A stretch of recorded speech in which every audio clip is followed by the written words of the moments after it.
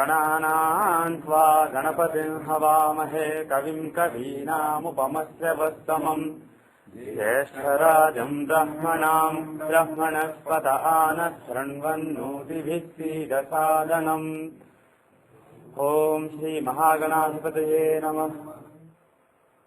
ॐ वृषभं चर्षणीनां विश्वरूपमदाभ्यम् बृहस्पतिं वरेण्यम्। ॐ तद्विष्णोः परमं पदं सदा पश्यन्ति सूरयः दिविव चक्षुरा ततम्। Om, can everybody say along with me 3 times? Hare Rama Krishna. Om, Hare Rama Krishna, Hare Rama Krishna, Hare Rama Krishna.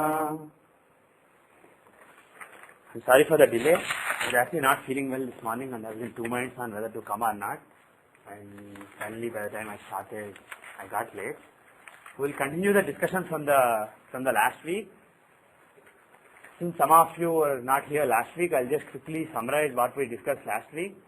We talked about so-called Arudha padas, Arudhas, and what I said is, if you look at somebody's 5th house, for example, I said 5th house shows the abilities. It is the start, seed of the Dharma Trikona. So it shows the seed of what defines one's Dharma, which is one's abilities. So I said 5th house is one's abilities. And I said that what are one's abilities?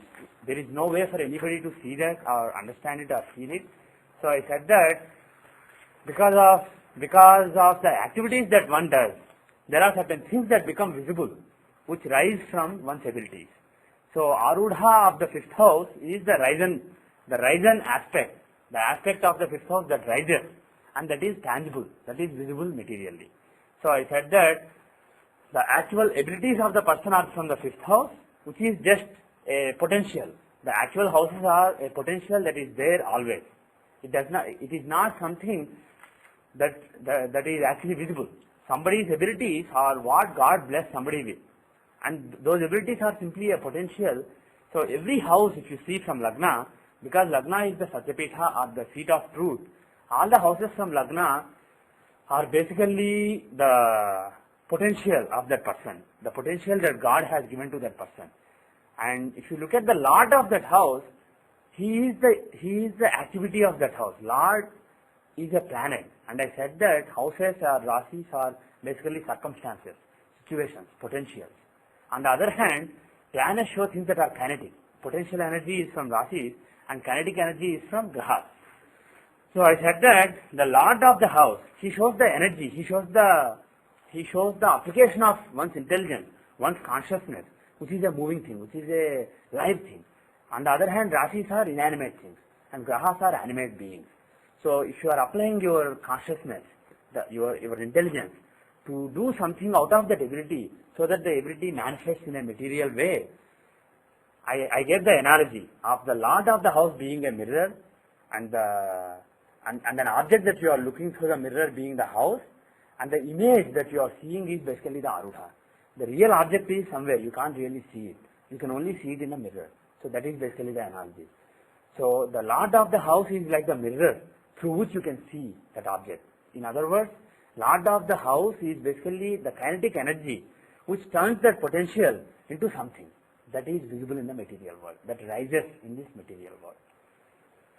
So we found how to compute it. I said that take any house, take where the Lord is, find the distance and take the same distance from the Lord, just like in the mirror analogy. If you have an object and mirror here, the image will be there. You will see as if the particular object is there.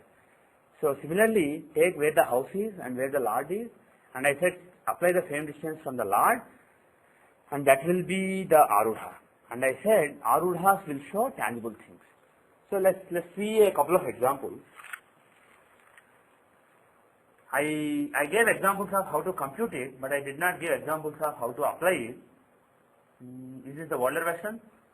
This is the most recent. Most recent, okay, good.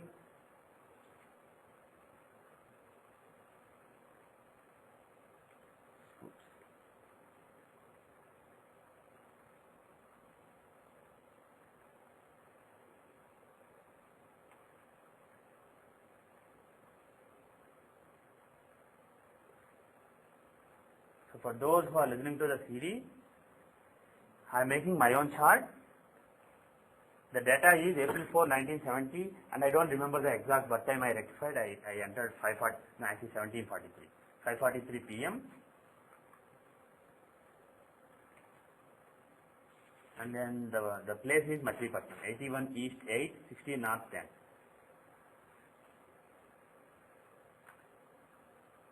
Let us see D24.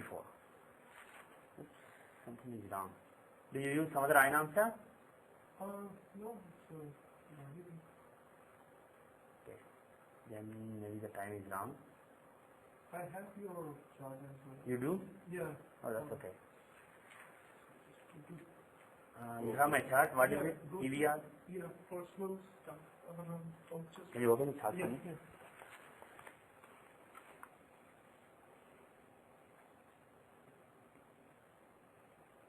Hope this is accurate. No. Yes. Okay. Okay. 42 was at least 100. Okay. So if you look at this chart, now, in order to illustrate the Arudhas, I will show you the use of Dasas, even though we haven't yet covered Dasas. And before I use the Dasas, let me quickly tell you what they are. I will not tell you how to find them, which we will do in a later class usually, but basically you divide somebody's life into various Dasas or various periods. And each period you divide into various sub-periods or Antardasas. And then you divide, you can go on dividing like that. Each sub-period, you can divide further into sub-periods. And in each division, each period or sub-period is basically given to a planet. The planet basically owns that particular period. During that period of your life or the sub-period of your life, you will be under the influence of that particular planet. So that is basically the idea. So if you look at, for example, Sanidasha, Moon Antardasha, and let's say during this time, I was writing intermediate examinations, which is basically higher secondary school in India, and I was appearing for IIT entrance examination. So suppose somebody with this chart comes to you in 1987 May and asks you, how is this year for me? Will it be a good year or a bad year? Then what you can do is look at the Dasas. And again, let's not worry how it is computed. The software does it for you, and all of you have the software. So just use the software, enter the data, and you can find Hunchotri Dasha started from Moon. That is the Dasha that you have to use by default. And Shani Dasha runs from 1975 till 1994. And out of this, Moon Antardasha was running 1986 to 1988. So the period that I mentioned is basically in Moon Antardasha. Now let's see how Moon is. You don't really have to look at how the Dasha is, because Dasha is for 19 years. Shani Dasha, if you see here, is for 19 years. So there are so many different things that happen in those 19 years. So if you want to look at... Yes. Why did you pick the Shani Dasha first of all? Because I was interested in 1987. How education was in 1987. Is it a good year for education? Will this person do well in all his examinations and go to IIT or some good institute, or will he do badly and then will there be a break in education? Or that is what I am interested in seeing. I am interested in seeing how education will be during that particular year. So I looked at the Dasha. I saw which Dasha was running then. Shani Dasha was running. And you can see how Shani Dasha is, but that will tell you how that 19-year period is. If you want to see how a particular 1 year or 2 year period is, you can directly go to the Antardasha and see if it is a good Antardasha or a bad Antardasha. And if you see here, Moon, where is Moon? Can somebody tell me, what is the chart for education first? D24. And in D24, where is Moon? Moon is in Lagna. Moon is in Lagna. And now, I said that to see how somebody does in examinations, whether somebody gets a good rank or good score or good total. What is the thing that you have to see? Arudhas or houses? Arudhas, because those are tangible things. If you see during this period, I developed an ability, there was a particular ability that I developed that people cannot see, then that may be from houses. But if I stood state first, or if I went to IIT Madras, if I got a particular rank in a particular examination, or got a particular prize, you have to see it from Arudhas. So what are the Arudhas that moon is involved with? If you see here, moon is in A5 and A11. What is 11th house? Gain. So 11, what does 11 show? The tangible gain, something that was gained. What kind of gain is it? See, what is the Rasi where this 11 is? What is this Rasi? Gemini. So some gains relating to Gemini, and also Gemini is Lagna. So some tangible gains relating to Lagna. Lagna is very existence. The self. Excuse me if I am breathing a little harder. Like I said, I am not feeling really well. So I may be breathing a little bit harder today. So excuse me for that. So 11 is the tangible gains relating to education. What do those gains do? Because that is in Lagna, it enhances that person's fame. Lagna is also fame. First house stands for fame. The fame and the very existence.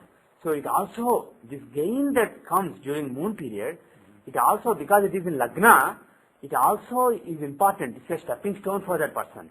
Because Lagna is your very existence. And in D24, Lagna is a beginning in learning. In D10, Lagna is a beginning in career. It can be a new beginning in career. Similarly, in D24, it can be a new beginning in learning. Because Lagna is the very seed of your existence. And here, when I say existence, it is existence relating to learning, education. So during Moon Antardasha, there can be some gains which give a new beginning for the education of the person. And then, what is the other Arudha that is there? A5. What does A5 stand for? Fifth house is the ability. So what is A5? Tangible, Arudha of the fifth house. What does that mean? Some tangible thing that reflects on somebody's ability. So it can be like coming state first in intermediate examination, getting a rank in IIT Madras.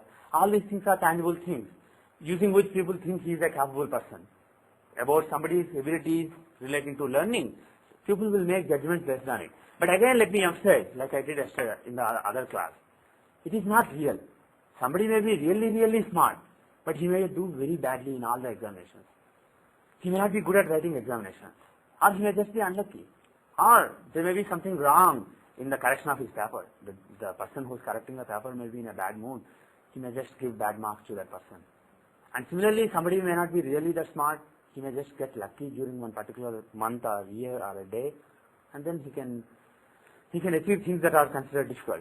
So the padas, Arudha padas that we are talking about are not real. They don't really reflect on somebody's ability. Somebody's inherent ability is from the fifth house alone. But we can't really judge it.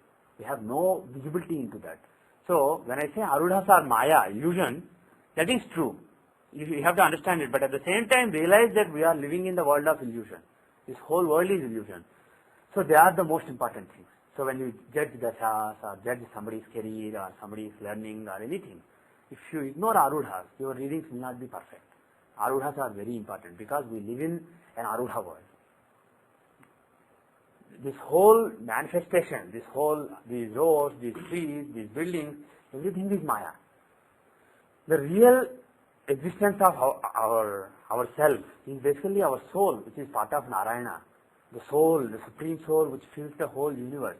That is the reality. And as far as that is concerned, we can't even perceive it unless we are great saints or sages. We can't even perceive it. So even though that is the permanent thing and our soul struggles to get there, we have to give importance to Arudhas also when we use them when we use astrology in real life. And now, how can we tell he will go to IIT or other? That is difficult. That is very difficult. That is very difficult. But basically, we will do that later when we do Dasas. Okay. But here I just want to illustrate Arudhas. Whether somebody goes to IIT or whether somebody is state first or state second, those are very difficult to get. All you know from this is there will be some recognition of the abilities in a tangible way. And then there will be some gains, which give both these gains and the recognition will give a new beginning because it is in Lagna. It will give a new beginning to that person. On the other hand, if the same A11 and A5 were not in Lagna, let us say they were in the 8th house, There will be obstacles for all this. then there can be some gains, etc., but they can give some sudden change. Because 8th house can be sudden changes. So those gains that come to that person, they will result in some sudden changes. Or they can also be relating to occult knowledge. 8th house is, like I said earlier, the house of occult knowledge, the hidden knowledge. So somebody can achieve something relating to occult knowledge during that time. But here somebody achieves something relating to the very essence of one's education, and then because of it, one's education progressed. It basically took a new step. And then let's see another thing. The 6th house, I said, is enemies. 6th house is the obstacles that you overcome. And if you look at A6, the Arudha of the 6th house, what does that show? That shows tangible obstacles. Or tangible enemies, your competitors. When you are going to an examination, your competitors are an obstacle, a tangible manifestation of the obstacle. So if you look at A6, that is all your competitors. That all the competition that you have to endure. And now, how is Moon placed with respect to A6? He is in the 12th house. 12th house means the house of loss, giving up, loss. So, for the enemies doesn't necessarily mean a particular competitor. It means the competition, opposition, the opposition to my education, my progress in education. So, with respect to my opposition and competition, Moon is in the 12th house from A6. So, it shows losses to them. So, that is also good. If you are looking at a political leader who is contesting in an election or something, it is not important if his chart shows promise of recognition. Because even if, for example, Kerry loses, let's say, even if Kerry loses, John Kerry, still he got so much recognition. Probably this is the peak of his career, even if he loses. This is the most important pivotal moment of his career, this election. So the chart may show you that his abilities will be recognized, great success, but still, even if he loses, he may still be getting it. If you look at competition, how A6 is performing compared to AL. AL is himself and A6 is opposition.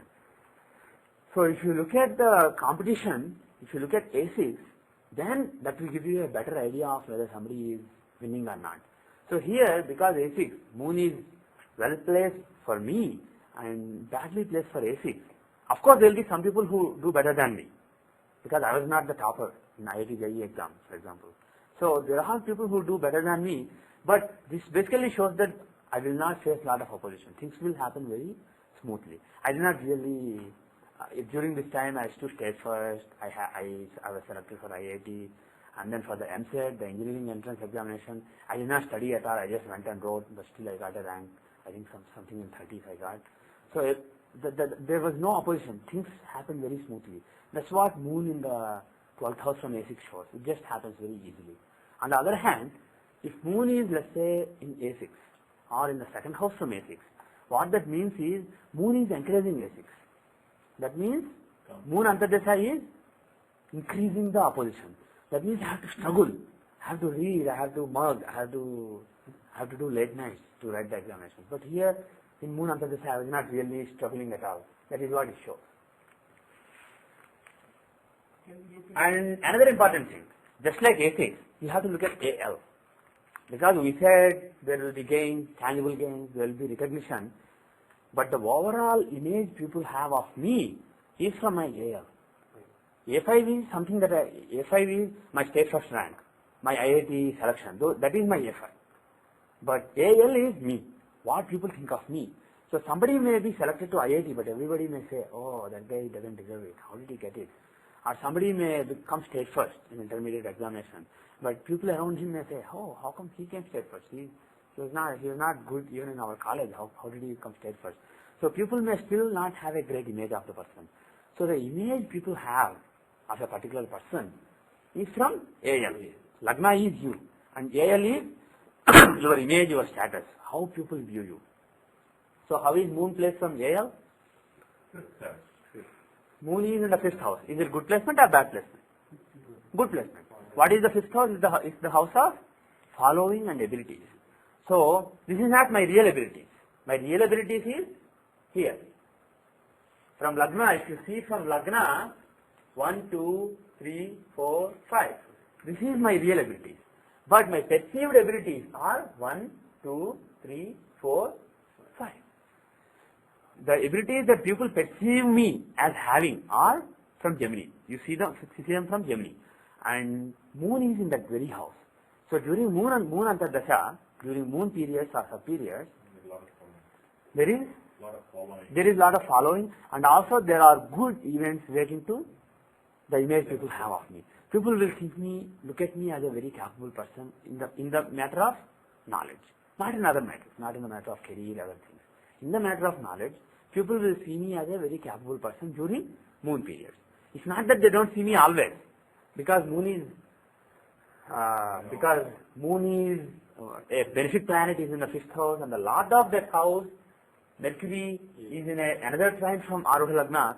Usually people have a good impression of me, of my capabilities. But during moon antardasha and Mercury antardasha, it can start. There can be some pivotal event that strengthens it, that enforces it, that reinforces it. So that is basically how you use Arudha. Let me give another example. What about Shani Dasa in this case? Yeah? Does it imply any hard work associated with Okay, Shani Dasha. How is Shani Dasha overall? So his question is, forget Antardashas. Let's just see the overall Dasha. So one hint I will give you is, when you are looking at Dashas and Antardashas are different. When you are looking at Dashas, Sun is the Karaka for Dashas, Mahadashas, and Moon is the Karaka for Antardashas. So at the Dasha level, Sun is basically Atma and Moon is mind. So mind keeps going through a lot of changes. So every year or 2 years there can be changes in the mentality. But Atma is more stable. So at the Mahadasha level, which is 19 years, 20 years, 10 years, that is the range of Mahadashas. So at the Mahadasha level, Sun is important. And another thing is, when you are looking at houses, house lords, Arudhas, all these things, for the concept of Arudha, Moon is the Karaka, Moon is the significator. He shows the concept. Because what is Arudha? It is just this Maya. And Moon is nothing but the Devi. It is she because of whom this whole world exists. It is the Maya of the Devi. So Moon stands for the Maya. And also mind. Mind is also part of Maya. On the other hand, soul is not part of Maya. It is part of Satya. So Sun who shows soul, he stands for what is Satya, the Atma. And Moon who stands for mind and also for Devi. See, Sun shows Shiva and Moon shows Parvati. So Moon who stands for Devi stands for the Maya. This whole creation is Maya, Maya of the Devi. So Arudhas are very important when you are judging Antardashas, because those Antardashas are ruled by Moon. Irrespective of which Dasha it is, here it is Moon Antardasha. Even if you are looking at Sun Antardasha, Mercury Antardasha, if you want to see what happens in a particular Antardasha, you have to look at Arudhas. They are more important. And also Chandra Lagna is more important. You can take Chandra, Moon as the Lagna, because Moon shows mind, and then you can see how the mind reacts. But let us go through that later when we do Dashas properly. But for now, remember that Arudhas are important when you do Antardashas. But if you are doing Mahadashas, the focus comes to Sun. Yes? I think I missed some couple in the last class in previous one. Yeah? Did you cover anything on Dashas? No, I did not. This is the first time I opened a Dasha window. Okay. So what I said is, maybe you went away when I mentioned it in this class. Just forget how they are computed. Use the software to find them. Just make sure that you go to this tab Nakshatra Dasha, and there are so many Dashas. Just make sure that you select Vinchotri Dasha, and then in the options, make sure you have Janmatara and Rashi. Okay. And then use that Dasha. And how exactly to use it, I'll cover it in a future class, maybe 2 or 3 classes from now. I will cover it in detail, how they are computed and how they are used. But for now, what you can remember is, if Shani Dasha is for a 19-year period, during those 19 years, that person is under Shani's influence. Whatever Shani stands for in the chart, he has a chance to basically give those results. And Antardashas are basically, you divide that big period into sub-periods, and each sub-period is ruled by a particular planet, and then again, based on what those planets stand for in the chart, they will give results relating to those matters during that sub-period. And you can divide further. And in the software, how you do it is, You just click on, for example, Shani, you see a rectangle around it, just click on it and then it will be divided. Okay. And if you want to divide something further, click on it and again move the mouse and click on it. Dasas are based on the Rashi chart or based on the Rashi chart. specific chart? Yeah. In the options you have like... Yeah, select Rashi always. The other, all those, I mean, what some people do is when you say Sun is at 31 degrees in, let's say, 10 degrees in Aries, what some people do is from that they find, I told you how to find the Dasamsa and Avamsa positions from those degrees. What some people do is they find degrees, longitude in Dasamsa and Avamsa also. And then they use that degrees to find another nakshatra and then find Nishatri Dasa. That is just experimental. That is basically a research thing. That is not what Parasar taught. That is not what I use. But because some people may want to do research, I just added that option to the software. But always use Rashi. Rashi is the thing. Now, now his question is Shani Dasha. How will be Shani Dasha? So when you are looking at Dasha, Mahadasha, the concept of Dasha Lord is important. The concept of Arudha, I said, is ruled by moon. Similarly, the concept of lordship is ruled by sun. And also not lordship, placement, where the planet is placed, which house it is in, all these things from the real Lagna. That is ruled by, that is more important when you are judging Mahadasha. Because sun stands for Satya, not for Maya. Only moon stands for Maya. Moon stands for mind and Maya. Sun stands for We are analyzing the Maya world only. So we are still analyzing the Maya world, but when you are looking at the Mahadasha, that big period, during that big period, a particular aspect of your own Satya will manifest. If a particular part of your own Maya manifests during that time, it will change every couple of years. And that is captured by Antardasha. And Mahadasha has captured things that are more steady. Antardasha has captured things that are changing. And in Maya world, everything changes. But Mahadasha has captured things that are more stable. And that basically invariably stands for things that are more of eternal nature, more related to Satya. So, first see, let's ignore the Arudha here. So let's look at what are the houses involved. Where is Shani? Shani is in the third house. And what houses does he own? this 8 and He owns the 8th house and 9th house. So 9th house basically stands for Dharma. I said 9th house is the house of Dharma and also Guru. So here Shani owns the 9th house and he also aspects it. From here he has a Grahadrishti, 7th aspect on this house. So Shani basically shows traditional knowledge. 9th house is traditional knowledge. It is Dharma. What I have to learn. I may have to also learn math, physics, all these things. But because I was born in a Brahmin family, where people were Sanskrit scholars, people knew Sanskrit, people knew our scriptures. So learning those things is my Dharma. And also Shani stands for very traditional knowledge, very conservative and traditional knowledge. That is what Shani stands for. But Shani in another Rashi may slightly deviate. Shani is basically something that's very conservative, very slow moving. Shani is a slow moving planet out of all the planets. That's why he's called Manda. And here he is in which Rashi? Whose Rashi is Shani in? Sun. Sun is a very sattvic planet. He is the planet of, he stands for Paramatma. So because Shani is in Sun's house and Shani owns the 9th house and aspects the 9th house, basically Shani stands for traditional knowledge. And also another thing that Shani stands for is 8th house. He owns the 8th house. Shani owns the 8th house. What is 8th house? Working hard and occult knowledge. And Shani per se does not have much to do with occult knowledge. Rahu, Ketu, these are the planets for occult knowledge. So here it stands more than occult knowledge, it stands for working hard. Because Shani, is Shani a Karka for working hard? Yes. Yes. Shani internally within each person, Shani shows his discipline. Out of all the avatars of Vishnu, when we link each planet with one avatara, we said that Shani is Kurmavatara. He is basically the patience. Shani is the patient and persistent.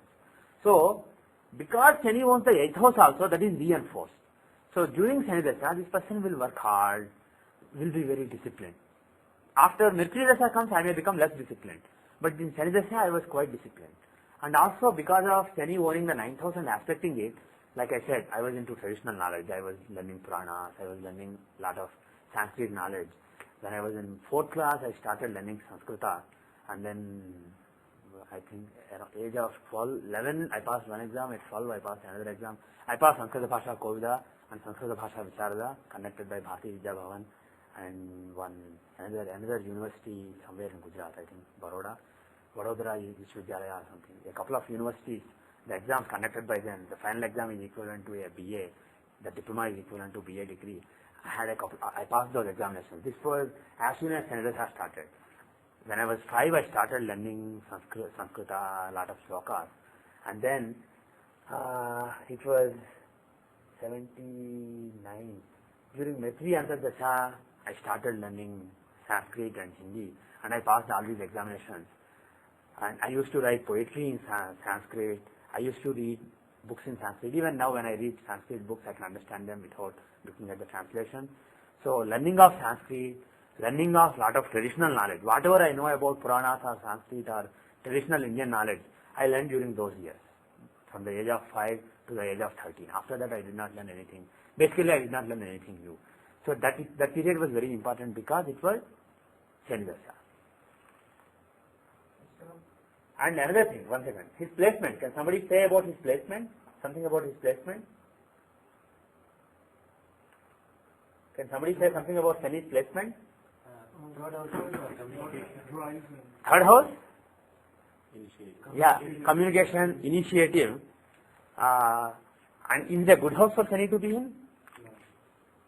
Yes. Why? Because it's in 6th house. Yeah.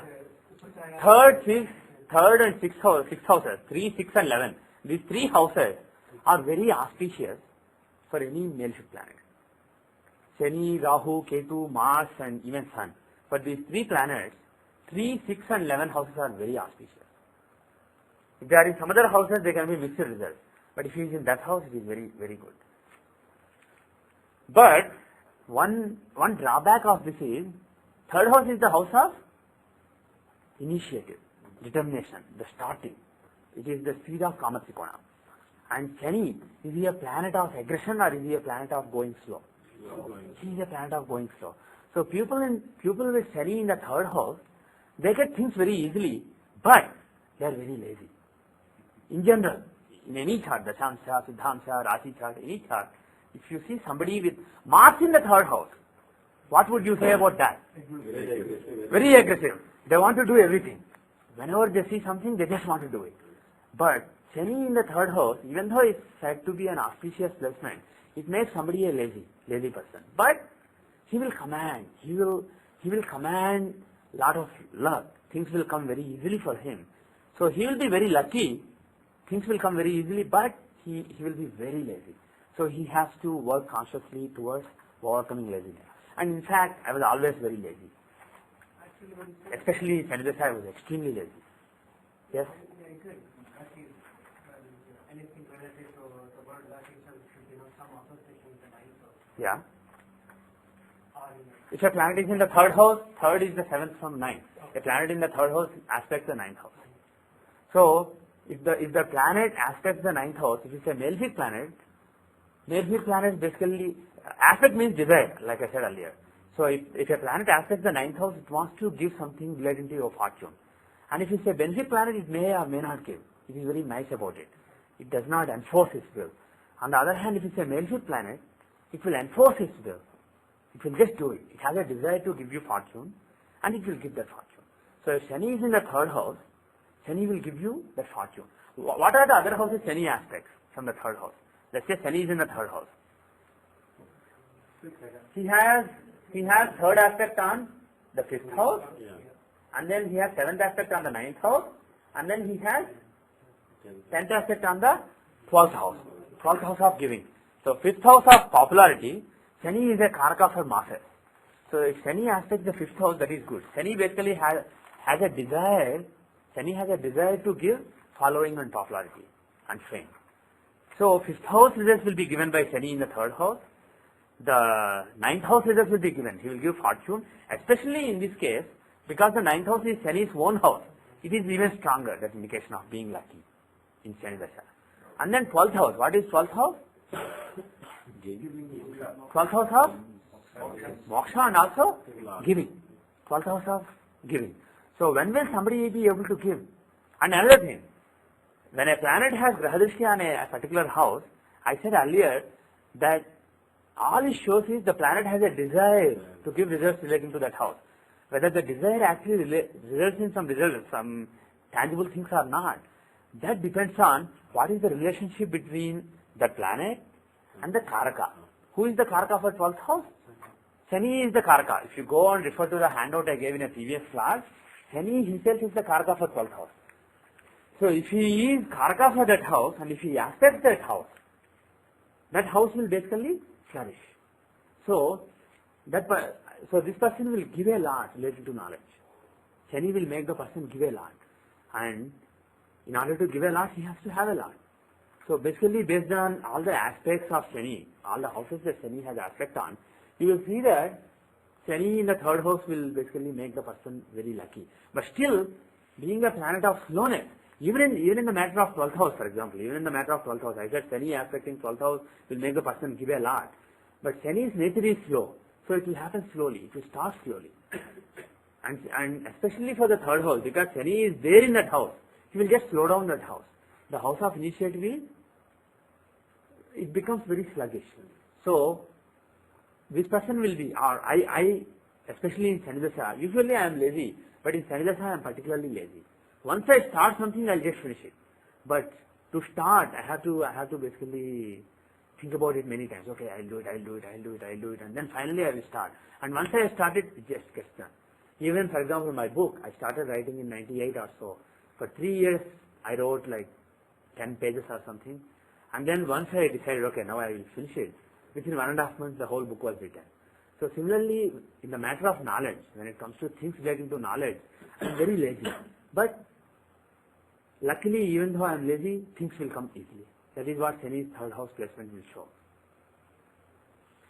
Shani aspects 4th house, right? Shani? No, it does not. No. I thought 4, 7 and 10. No, 3, 7, 10. 3, 7. Mars aspects 4, 8 and 12. So here, there is an interesting thing. You can see that Mars has an aspect on 3rd house. Mars has an aspect on the 3rd house. So because Mars has an aspect on the 3rd house, Mars is the planet of aggression, and he is the Karaka for 3rd house. Mars is the Karaka, significator for initiative, aggression, the drive. So because the motivation, because Mars is the Karaka and he has aspect on it, basically it's like he is the project manager. Karaka is, the analogy I gave is project manager. For the project of drive and motivation in the matter of learning, in things relating to learning, Mars is the project manager for having drive. And he has a desire to do that. So a project manager himself wants to write code relating to a particular piece. That piece will easily be done. Nobody will object. So because of that, even though Shani is giving sluggishness, Mars is giving aggression. So there are mixed results. Shani and Mars are two extremes. And both the extremes have an influence on the 3rd house. So because of that, sometimes I am lazy. Sometimes when I want to do something, when I start it, I just finish it off. Even if it's a really, really big task. Even if it takes a year for somebody to do, I can do that in a couple of months. But I don't start. I first have to start. That is basically the problem. However, this is basically the Satya. I am talking about my real initiative that is inside me, my real sluggishness, my real laziness. These are all real things. People around me will not really know that. As far as people around me are concerned, what do they see? How do they judge my drive, my initiative? No, not Arudha. Arudha is things using which they judge my initiative. The books I write, the lectures I give, based on all these tangible things, they make judgment on my initiative. But it's not my initiative itself. My initiative is from the 3rd house, but not from Lagna, but from Arudha Lagna. Because Arudha Lagna is what people think of me. The 3rd from Arudha is what people think of my initiative. It is the initiative of my image. Arudha Lagna is my image. And 3rd from Arudha Lagna is the initiative, the drive of not me, but my image. And when I say image, it's not like it's an artificial thing. It is something that I am projecting. My Lagna Lord being in this particular house made the Arudha be here. So because of the way I act, Because of the way my consciousness is applied, that is the image I am projecting. It's not that people are stupid and they have that image. It is what is actually manifesting.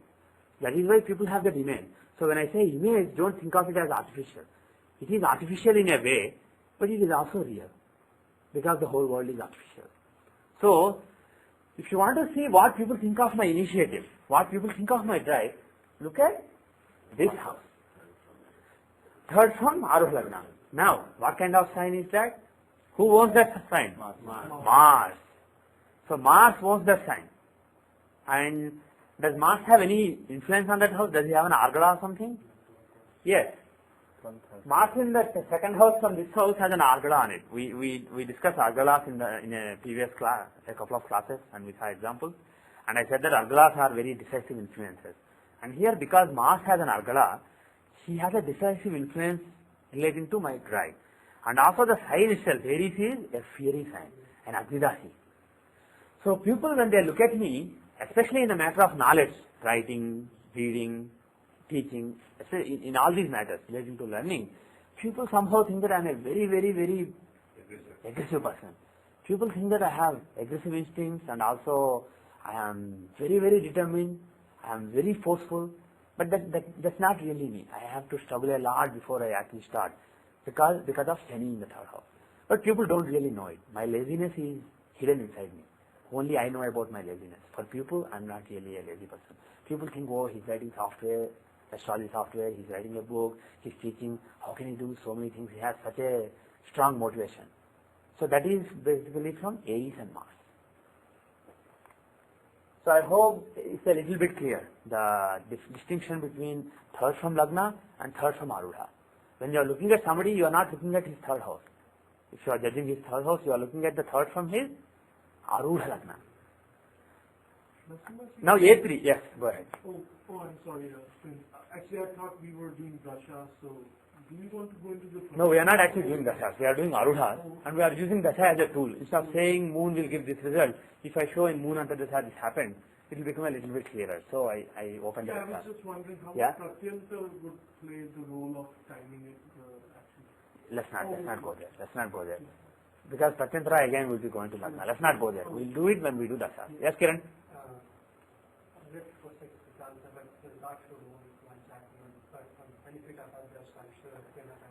Okay. Learning from my own perspective has been very difficult. Yeah. I really have to put in like superhuman effort to getting small things in. But once we get in, the foundation has been laid. Yeah. Now, what are the things that I need to look for in that in terms of that to figure this one out? You can look at everything, every planet, every house, every Arudha, but it depends on what you are interested in. If you are, for example, looking at a particular period, like I did here, you can look at what is the Antardasa running then, and what are the Arudhas that particular planet who rules the Antardasa is associated with. What are the Arudhas where it is placed, what are the Arudhas on which it has Argala. So those things you can see. And then, if you don't have a specific period of time in mind, but if you just want to see what kind of, whether it's a smart person or not, how good one is in learning, look at the strength of Lagna, look at the strength of fifth house. Fifth house is the house of abilities. If you want to learn abilities, you need to have abilities. So fifth house is an important house in any chart, especially in Siddhamsa. So look at the strength of Lagna, look at the strength of fifth house, and also look at the strength of fourth house. Because fourth house is the basic house for learning. And this is the chart of learning, for God's sake. So we have to give a lot of importance to fourth house. See what are the influences on fourth house. Based on it, you know what kind of learning one does and what is one's attitude towards learning. See, for example, look at my chart. First, look at Lagna. Is Lagna strong? Is Lagna strong? Yes, strong.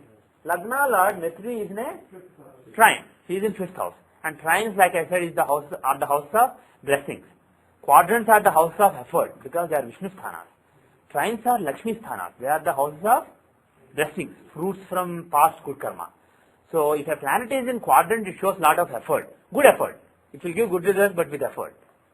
And planets in trines, trikonas, they show lot of blessings, things that come very easily. So here Mercury in a trine, so Lagna is quite strong. And what about the fifth house?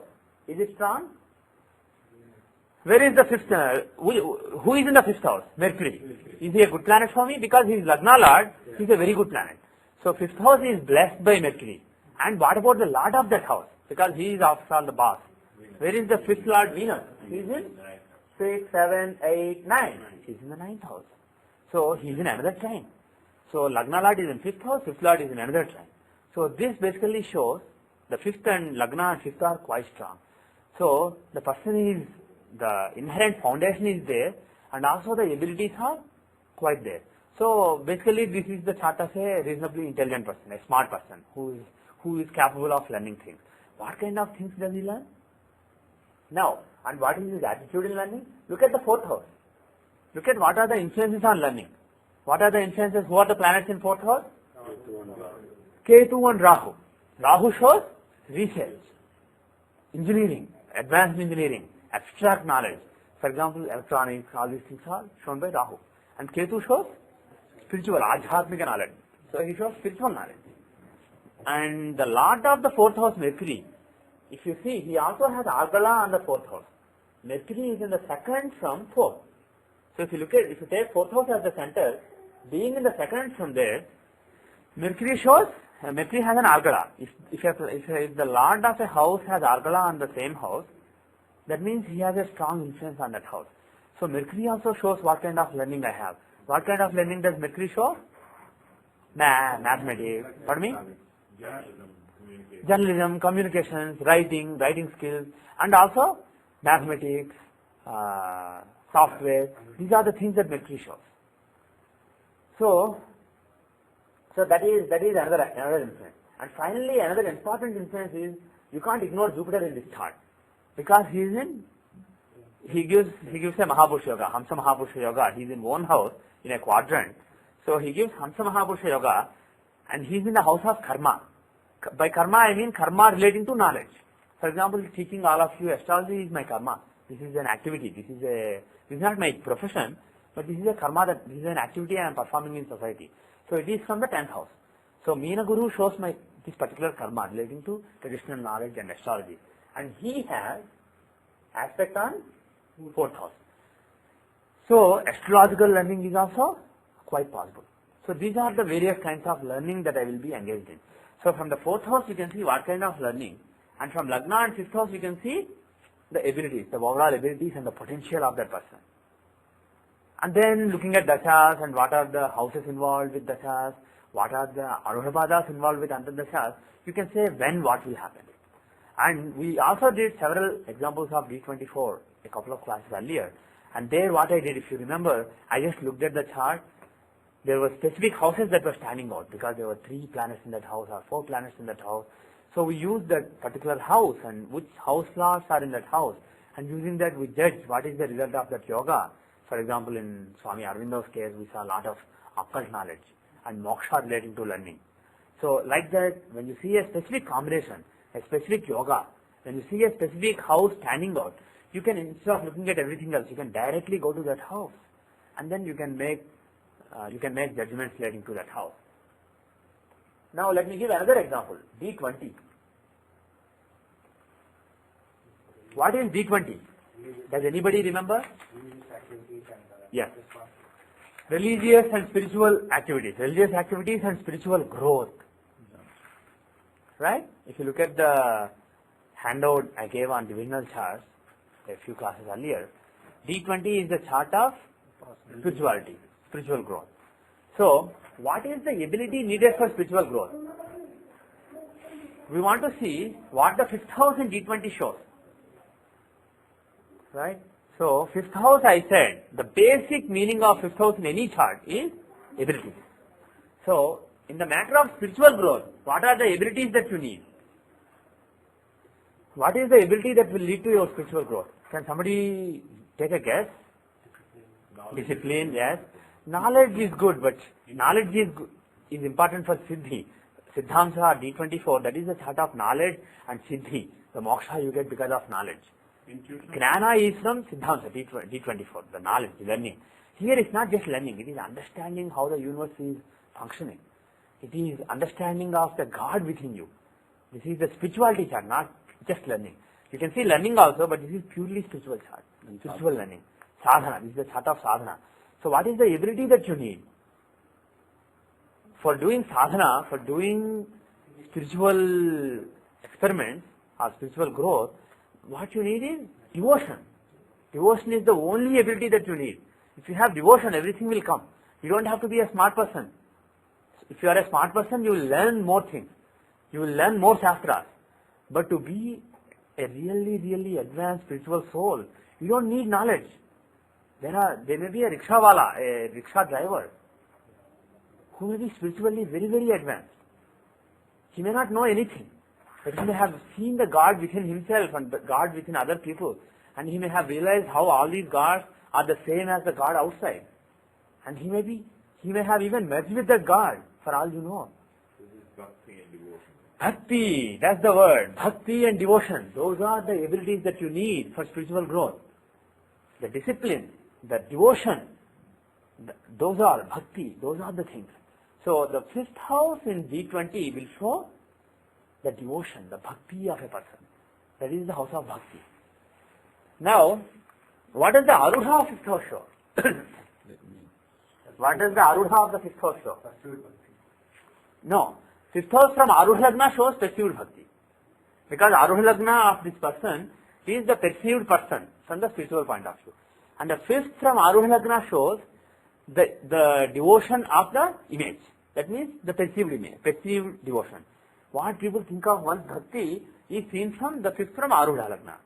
But if you see the Arudha Pada of the fifth house itself, A5, that is basically how the devotion is rising, how the devotion is being visible, tangible.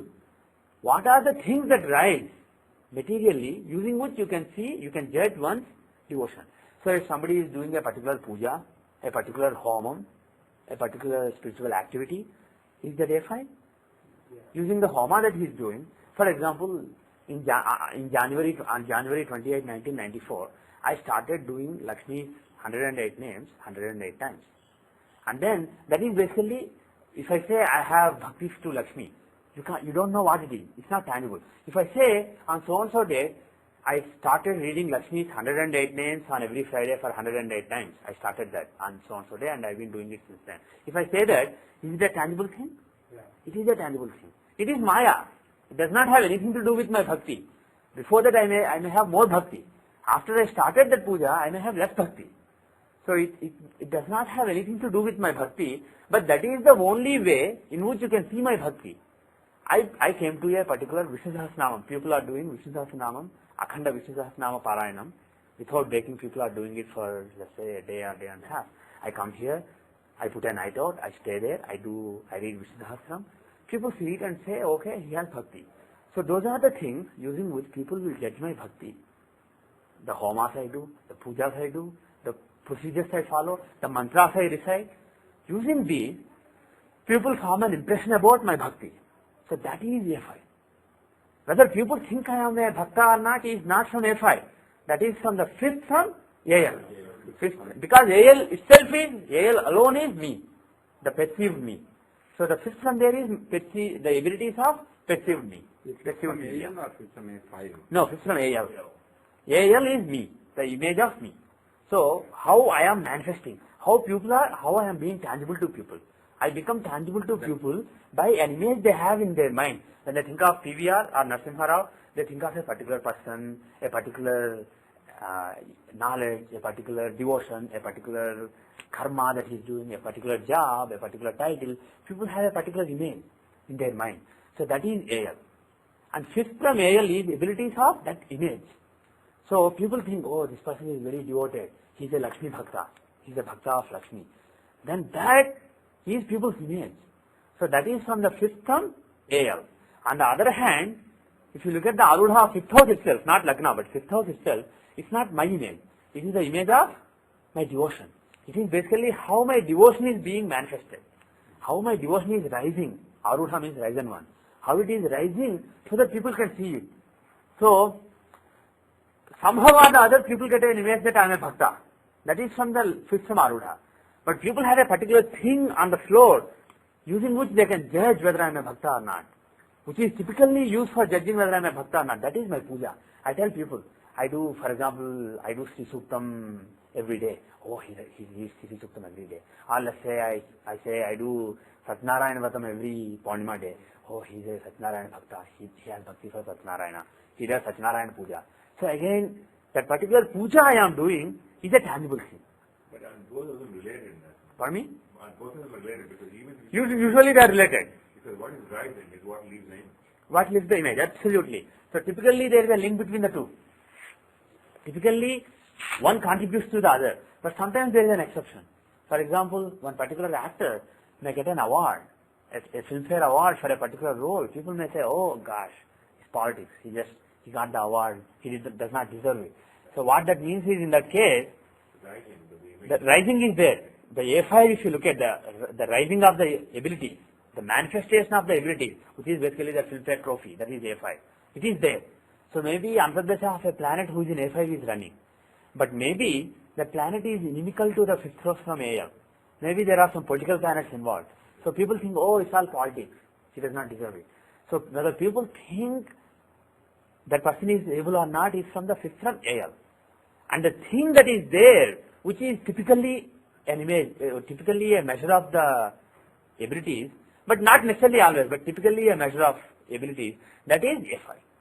So the trophy, the Filmfare trophy is A5. In my case, in the case of spirituality, my real bhakti I have for the god or goddess is my fifth house. Nobody can see it. Nobody understands it. Even I understand it only partly. Nobody understands it correctly. That is my real fifth house.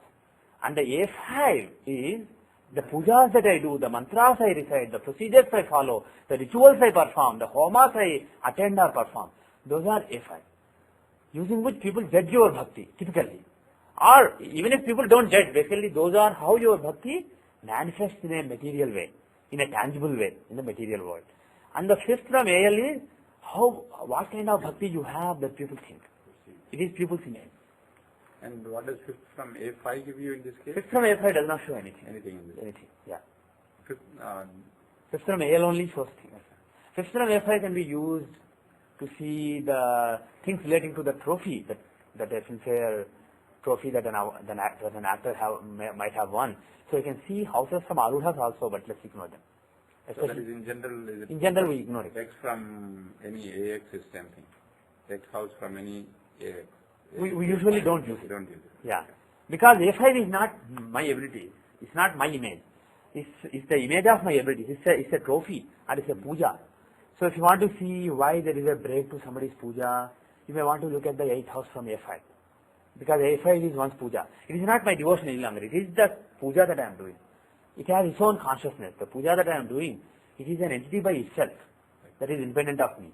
So if you want to take that entity and judge things relating to that entity, then you can look at A5. For example, suppose I want to do Satnarayana Vatam on a day, on a Purnima.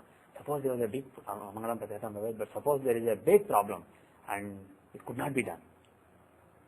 Then you can see that you can take A5 as the reference and then take houses from there, because A5 is my puja. So there was a break to my puja. So then you can see houses from A5. So you can, technically speaking, you can take houses from Arudhas. But the thing is, they don't show things relating to me. They show things relating to my trophy, my scores, my pujas, my books, all these things. Right? On the other hand, AL is an exception. It still shows me. It shows what people think of me. So if you take houses from AL, it shows modifications. It shows basically qualities of me, but in people's minds. Lagna's houses show qualities of me, my qualities, my qualifications, and Arudha Lagna's houses show qualities of my image. That means my qualities in people's perception. And Arudhas, various other Arudhas, they show other things that surround me, my trophies, my pujas, etc. And houses from there show their fortunes. The fortune of my puja, the fortune of my other things. Okay, we'll stop the recording. I'll actually. So, in the future, I will not be basically sending mails to all the people. I'll make sure that the latest handout is on the website. Usually I'll try to do it by Wednesday. So on Thursday or Friday, you just go to the site vedicastro.home.comcast.net. You can go there and download the latest PDF file, and if you miss any class, you can go there and download the audio file. Okay, let's continue the discussion. So here, if you look at A5, if you look at the A5 here, what are the influences on A5? I said that the permanent influences that are always there are shown by Rashi Drishti, I said. Graha Drishti shows desires, and Arudha shows something temporary but very decisive influence. And here, where is first, where is A5? This is Lagna, Taurus Lagna. Fifth house is here, and the Arudha of fifth house, A5 is in Dhanus.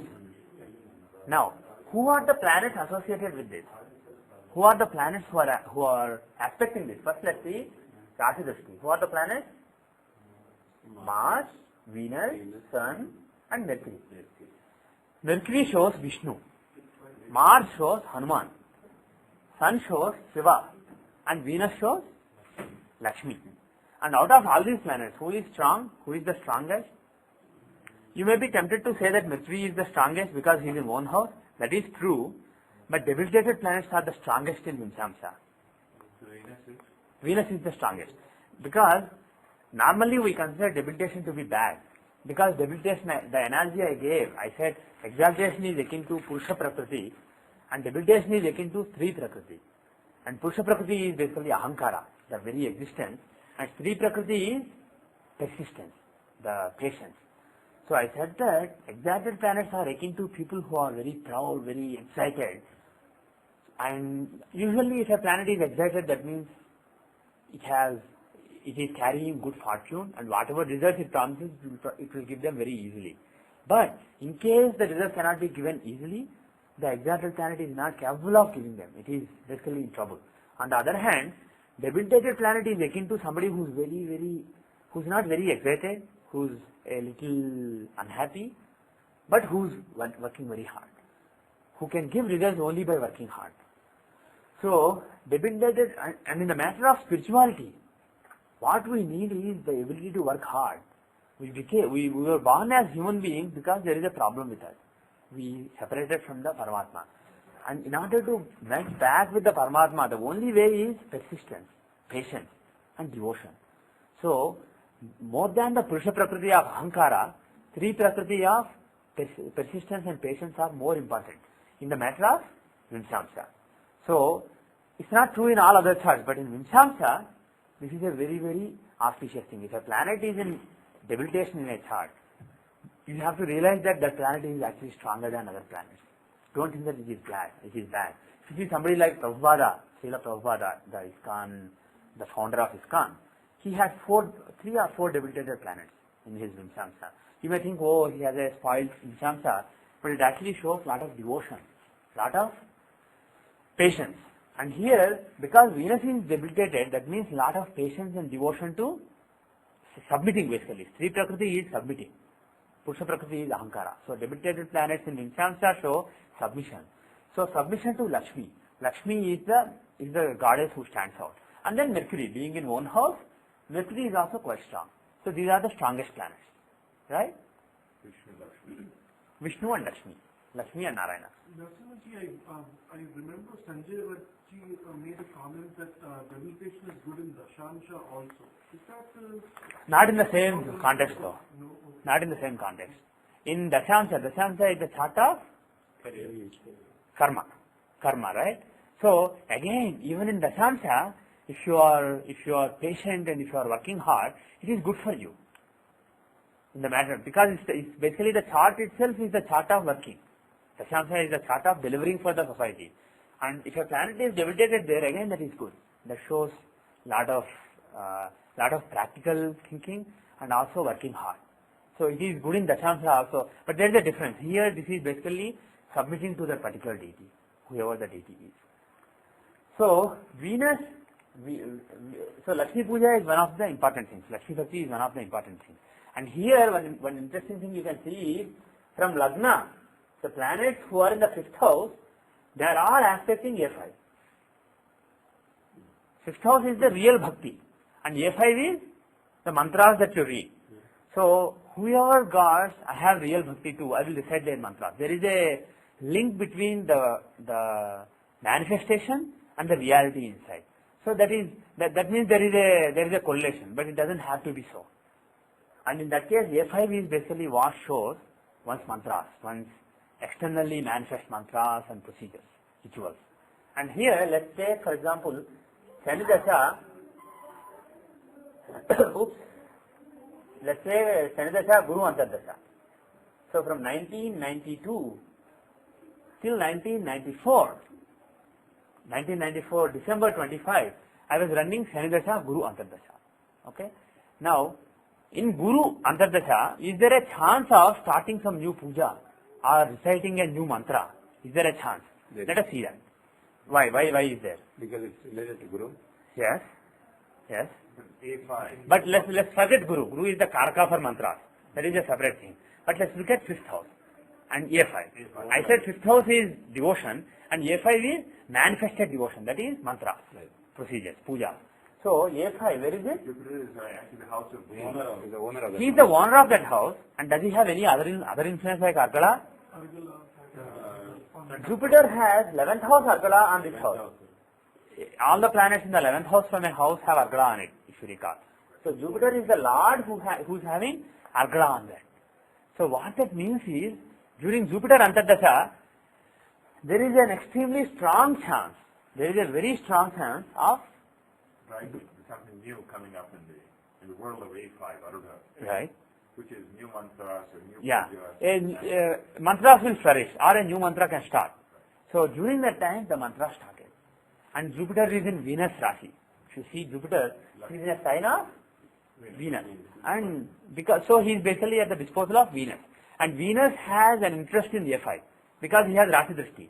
Out of all those planets, Mercury, Mars, Sun and Venus, all the planets have an interest in the A5. They want me to do different mantras. But because Jupiter, who is the key planet for A5, he is under Venus influence, Venus will dominate. So during Jupiter Antardasha, I started reading Lakshmi's mantra. I started, not mantra, but it's a sloka, Lakshmi, 108 names, reading 108 times every Friday. I started then. And actually, you were asking about Prasanta Dasha here. It was on 94 January 28, the Prasanta Dasha was of Venus, actually. But let us do Prasanta Dasha later. You can just do Dasas and Antardasha. And during the same Jupiter Antardasha, can you guess what happened in learning? What are the Arudhas that Jupiter is associated with? Can you see what are the Arudhas that Jupiter is associated with? So in the same Jupiter Antardasha, let's see what happened to learning. So what are the Arudhas? Jupiter is in Meena. What are the Arudhas there? A8 and A7. A7 is, what does A7 stand for? 7th house is basically desire and meeting people. And A7 is the actual meetings. 7th house is interaction with people. That interaction happens within you, within your brain, within your heart. So 7th house from Lagna is the interaction with people as perceived by your own heart, as it exists within you. But A7 is the manifestation. So that is meetings with people. So during Jupiter Antardasha, the person can meet with people, Jupiter-like people. It can be meetings. And also there is A8 there. There is A8. And you have to realize that Saturn is the Karaka, Saturn is the Lord of 8th house. Saturn being the Lord of 8th house, within Sanidasha, the 8th house results are likely to be given. And within that, as far as the Antardasha is concerned, I said you have to look at Arudha. So if you look at A8, it is Jupiter. Jupiter is there. So in Sanidasha, Guru Antardasha, because of Shani owning the 8th house and Jupiter owning A8 and also occupying A8, Jupiter has a very strong influence on A8. So what does A8 stand for? The 8th house is disturbances. It is also the house of death basically. A8 is called Mrityupada. So it is manifestation of the break. So A8 can be, it can also be manifestation of occult knowledge. 8th house is occult knowledge. So A8 can be manifested occult knowledge. And it can also be Mrityu to knowledge. Because 8th house is the house of ending. 8th house is the house of troubles, tensions, anxiety, and also end. So A8 is basically, it is a manifested end. So when I am reading something, I may be very perturbed. There may be a lot of breaks. I may not be able to do it smoothly. That will be seen from the 8th house from Lagna. But the 8th house from the Arudha of the 8th house, A8, it shows something tangible, a tangible problem. So that can be a break in education. So somebody's education may come to a halt. If you see a planet influencing A8 in Siddhamsa, during that period, there can be a break in education. Similarly, if you see a planet influencing A8 in Dasamsa, you can see in that Antardasha, you can see breaks in career also. So here, Saridasha, Jupiter Antardasha, is there a chance of break in learning, break in education? Yes. And during actually in 1993 July, I basically finished my master's and I stopped my education. I did not go for PhD. I stopped with master's and started working. So you can see that Jupiter being in AA, he gave ending of the formal pursuit of knowledge. And also, Jupiter is the Karaka for Vedic knowledge. And Meena is a very sattvic and peaceful sign. It is the sign of Maharshis. And A8 is the manifestation of occult knowledge. So Jupiter being in Meena in A8 can also give astrological knowledge of occult subjects. Very traditional, not very tantric kind of subjects. A8 can be tantric also. 8th house is occult knowledge. Occult knowledge can be astrology, can be palmistry, can be numerology, can even be some tantras. Some very tamasic tantras also are possible. But here, because it is Jupiter and Meena, both sattvic planet and sattvic Rashi, it is basically knowledge of the Maharshis. Some occult knowledge relating to Maharshis and relating to tradition. So during this Antardasha, there is also a chance that astrological knowledge, learning astrological knowledge, learning occult knowledge will pick up. So it was actually during that time after I went back to India after my master's and I spent around 6 months with my father and then I started working. So during that time I learned from my father and even after that I've been pursuing astrology in my free time. And that was basically the starting of, I started learning astrology when I was very young. When I was maybe 6 or 7, I knew the first lessons of astrology. But the problem is every summer I used to learn and every winter I used to forget. So I used to learn, I was very naive. For example, there is something called Ashtaka there are formulas for deciding how long you will learn. I applied the formulas bluntly, brute force, I applied the formulas without any subtlety and I found the date and the time when I will die. My father would say, are you mad? This doesn't work, don't do these things. So I used to go very seriously because I would have nothing to do in summer. Very seriously learn a particular thing, read the books that were at home, and then apply it, do all kind of calculations by hand. So in summer I used to become a good astrologer. By winter I used to just totally forget it because there was no continuity. But it was in 93 that I started being very serious about it, and the continuity started there. And you can see that Jupiter Antardasha is extremely conducive. And again, the fact that Saturn is the 8th lord, it is conducive. It is also conducive because 8th house is the house of occult knowledge. And when you look at Mahadashas, I said Arudhas don't play a big role. The lordship plays a big role. So Shani is being the 8th lord and Guru being in AA. Shani Guru is the perfect combination. Shani the Mahadasha, Guru Antardasha. That is the perfect combination for giving a boost to occult pursuit of this particular person or me. So that was a very crucial period. But when Mercury Dasha, Jupiter Antardasha comes later, or Ketu Dasha, Jupiter Antardasha comes later, still there can be important events relating to occult knowledge pursuit. But this is the key because Shani is also very conducive. And now, one question. Yeah. This Antardasha is from 92 to 94. Right. But you started from 93 and it continued. Yeah. Basically, Continued it has to be triggered. It has to be triggered by the... So that period is only showing the trigger, but it's not showing that the continuation is there. That is the period, that is the 2-year period when that particular Arudha will rise and will manifest. And exactly when that will happen, so further, you have to look at the Prachanta Dashas also. For example, if you look at Ketu here, Ketu is the Karaka for spiritual knowledge.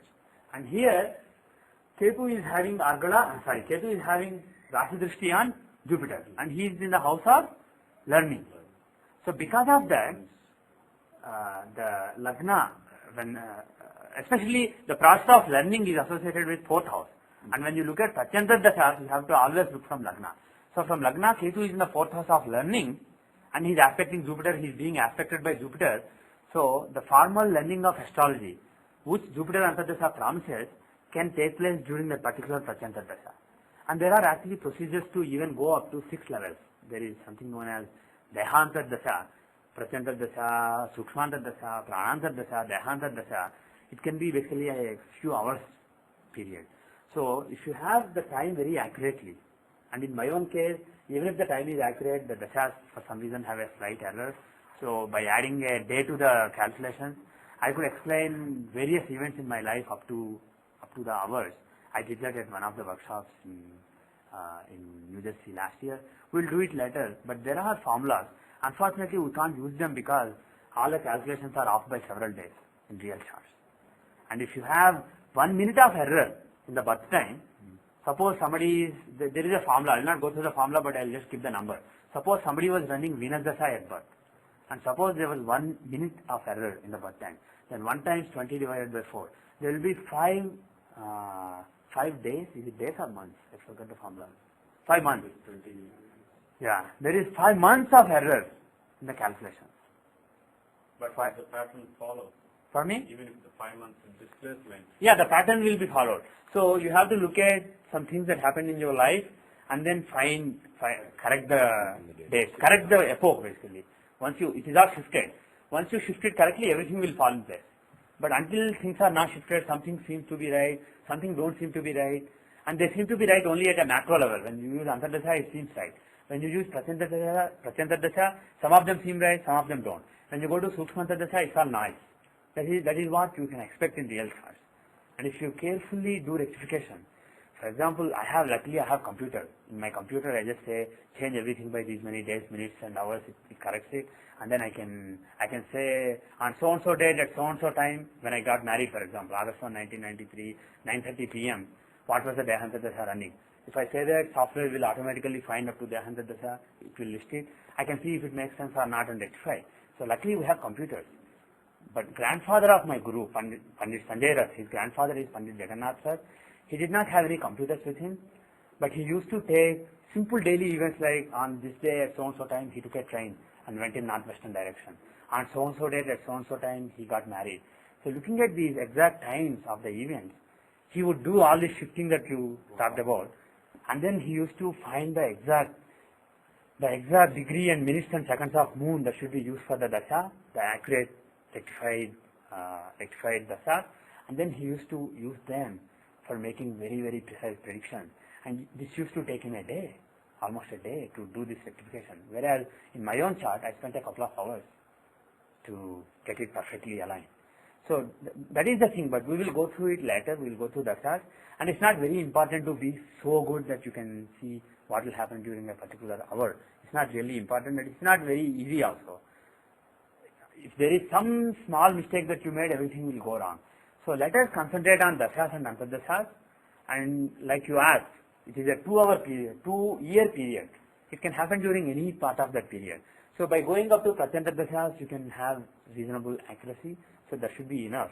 But the lesson that you should remember is, when you use antardasas, pay attention to Arudhas. Any planet that occupies an Arudha or has Argala and an Arudha will tend to give results relating to that Arudha in that particular Antardasa. We saw several examples. We'll see more examples later. But I want to see, a couple of you requested me to use their example charts as examples. So I will see your chart. Unfortunately, my computer is not working. There was a problem. It has to go for service, so I have to make the chart. Can you give me the data? Yeah. I was born June 13, 1949. June 13, 13. Yeah? 1949. Yeah? And 10:55 a.m. It was a Monday. Okay, we'll figure that out. And Palayamkottai is the town. It's Palayam? Palayamkottai.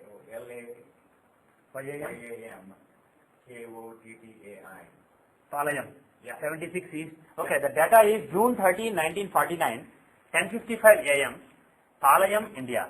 The longitude and latitude are 76 East 55. Palayam could be different. Palayamkottai. Make sure it comes out. I've seen that in your thing. Palayamkottai, yes. Yeah. The place is actually Palayamkottai. Yeah. The longitude and latitude are 77 East 44 and 8 North 43.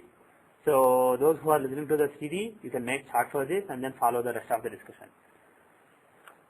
So he wants us to use his chart as an example and then see certain things that he could not explain himself. So we'll try to do that in the next 10 minutes, 15 minutes. Okay, now, first let's look at Rashi chart because that is his physical existence. Does this chart look right? Are you Simhalagna? Yeah, Simhalagna, that's right. Simhalagna with Shani in it? Yeah. Okay. I just want to make sure that I did not make AM instead of PM or something. No. Okay. So it's basically right. Yeah. So moon is in Dhanu Rashi. That's right. Okay, now, first let us look at Rashi chart. Okay. Lagna is the essence of a person. That is a person's very existence. The physical existence, essence of one's physical existence is Lagna in Rashi chart. So first give importance to Lagna. So what is the Lagna? Simhalagna. What can you say based on Simhalagna? Sun is the ruler of the Sun is? Sun is the master of the Rashi. Right. Sun is the king of the planet. So basically, if somebody has Simhalagna, usually they have some kind of royal disposure or authoritative, basically respect creating. When you see them, you basically feel respect. So that is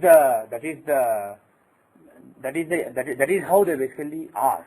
But the thing is, what you see of a person is not Lagna. Lagna is how a person is. But Arudha Lagna is what you see of a person. So here, where is Arudha Lagna?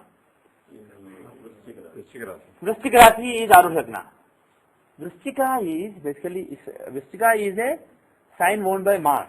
If somebody has Vrishchika Arudha, basically the perception that they project to the people is, the image that they project to people is somebody who's aggressive, but not as aggressive as Aries. There is a difference between Aries and Scorpio. Aries and Scorpio are both ruled by Mars, but Aries is a fiery sign, it's an Agni Rashi. On the other hand, Scorpio is a Jala Rashi. It is a watery sign. So the difference is, in the case of Aries, it is the determination of fire. It is the determination akin to fire. In the case of Scorpio, it is determination akin to ice. It is determination basically, because it is a watery sign, it's not really, it does not look fiery. There is no fire around the person, but there is very cool determination, the cool passion, cool determination. He is cool, it does not look like he is fighting or argumentative. In the case of Aries, the person, if somebody has Arudha Lagna in Aries, he may appear to be very argumentative, fighting, dishum kind of person. But with Scorpio, you will still think that the person is very determined, but he is rather cool about it, because it's a Jal Rashi. And second thing is, Scorpio is the 8th sign of the natural zodiac. 8th is basically hidden things. So Scorpio stands for hidden things.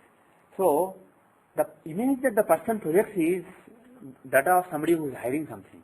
When you see somebody has Arudha Lagna in Scorpio, because of the nature of Scorpio, you will get an image, you will get an impression that he is being shrewd or he is being cunning, he is not open. You don't get the image that the person is open.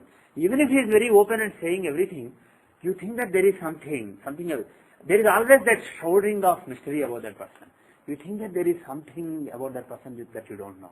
That is basically Arudha Lagna in Scorpio. Now, let us look at, for example, let's look at second house. Second house has Ketu in it. First, the thing is we want to make sure that the chart is reasonably right. So, if you have any feedback, you are free to give the feedback.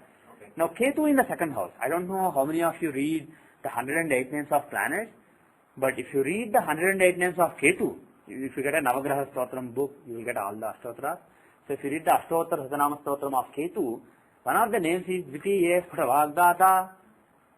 What that means is Putavagdata. Vitiye means in the second house. So, there are some astrological combinations given in that shloka. So, you can read that. Vitiye Putavagdata. Sputa means clear, crystal clear. Vak means speech. Data means giver. So, if Ketu is in the second house, he gives very clear speech. Usually some purohits who are supposed to have a nice kantham, they have Ketu in the second house. It's a very clear bronze like of voice. So those people are not like, when they talk, it's not like, yeah, I think so. They don't talk like that. That is not them. They are like this. They speak like this. It's so clear. So, those of you who heard him speak will probably realize that it's basically true. And especially it helps that Ketu is in Mercury's house. Because Mercury and Jupiter are Karakas of speech. So, had the same Ketu been elsewhere, in the house of an enemy or something, then there can be some problems in speech. Even though he is supposed to give Sputavak, there can be still some problems. Here, Mercury's house is the second house and Ketu is there. So undoubtedly this person is very eloquent, very good at expressing himself, and more than expression comes from Mercury. Mercury being the second house, from that expression comes. He is good at expressing himself, and Ketu being there will mean the voice is very clear, very crystal clear. Now, Shani, what do you say about Shani? Shani is in Lagna. Is he a good planet or bad planet for this Lagna? Sun and Saturn don't get along. Yeah, Sun and Saturn don't get along. So he is an inimical sign. That is a different matter. But apart from that, what houses does Shani own? Is he a good planet for this Lagna? What is his agenda? Is his agenda conducive to Lagna or opposing Lagna? What is Shani's agenda? One's agenda is formed by what he owns. So Shani owns 6th and 7th houses. So 6th house, what does that show? Overcoming obstacles. Lot of obstacles. And we haven't done functional natures of planets yet, but we will do them later. For each Lagna, based on the houses owned, some planets are called functional benefits. Basically planets who are inclined to do good things. And certain planets are called functional malefics. Planets who are inclined to do bad things to that person. And when we do that, you will realize that because he owns 6th house, which is a bad house, and 7th house is a neutral house, when we do that, you will understand why. So because of that, for Leo Lagna, Simha Lagna, Shani is considered a malefic, a functional malefic. He is a papi.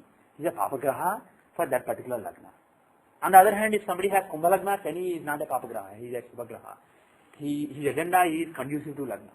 But here the agenda is not conducive to Lagna. And moreover, it's an inimical sign. He is in an inimical sign. So because the planet who is occupying Lagna is a functional malefic, it shows trouble. What kind of trouble? Slow and recurring trouble. Because it is Shani. Why did I say recurring? Because 6th house Lord. 6th house shows obstacles. So because the 6th Lord is in Lagna, there are constant obstacles. Always there are some obstacles or the other. Now, if Shani is carrying good karma from past life, if Shani is carrying punya from past life, then those obstacles will be auspicious. The person is always engaging in some good thing or the other. For example, look at Subba Rao Garu, the organizer of Soundarya Lahari. Yesterday he organized that nice Shobha concert, and then every now and then he keeps organizing homas. So if you look at his chart, I don't have his chart on this computer, but if you look at his chart, there must be a strong 6th house because he is always overcoming some obstacles or the other. He is always creating obstacles and overcoming those obstacles. So if somebody is a karma yogi, you may still see the same combination. This may also be the chart of a karma yogi. I'm not saying he is not a karma yogi. Basically it shows a karma yogi who is always facing obstacles and overcoming them. But what is the nature of those obstacles? Is it something that he is enjoying, like in the case of Subba Rao Garu, all those homas, all those religious functions, cultural functions that he organizes? Is it something that he is enjoying and he is creating, or is it something that he is not enjoying? So to see that, you have to look at, it's not sufficient to look at what house he owns, what house he occupies. Look at the Shashtamsha Lord. The Lord of the Shashtamsha that this planet is occupying, that alone shows what is the kind of karma he is carrying. Shashtamsha is the karma you are carrying from past life. So if you look in this, in whose Amsha in D60, if you look at, make sure that you are selecting Shashtamsha. And to refresh you go to that view by clicking on Basics in the upper tab and key in Amsha Rulers in the bottom tab, and then in the pop-up menu select D60. Then you will see the gods or the Amshas that are ruling that particular planet in that particular Amsha. So we saw some examples of how to use this in D10 in the other class. We saw Agni's Dashamsha, Indra's Dashamsha, what they mean, Kubera's Dashamsha.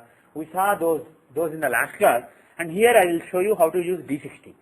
So D60 is basically your overall karma, the karma that you are carrying. So here, what is the karma carried by Shani? Shani is in Sarpa Shashyamsa. What does Sarpa mean? Is it evil or beneficial? It's evil. It's basically it stands for snake. So, if a planet in Sarpa Shashyamsa is giving trouble to a person, that gives results akin to a yoga known as Sarpa Yoga. We'll see Sarpa Yoga also in a future class when we do yoga in detail. But there is a yoga called Sarpa Yoga. This gives results akin to that yoga. If a planet in Sarpa Shashyamsa is in Lagna. What this shows is, it's like you feel like you are coiled by a snake always. In other words, there is always constant trouble. So that is what Shani shows. And if you look here, Venus is in a good Shashyamsa. See Venus. What is the Shashyamsa occupied by Venus?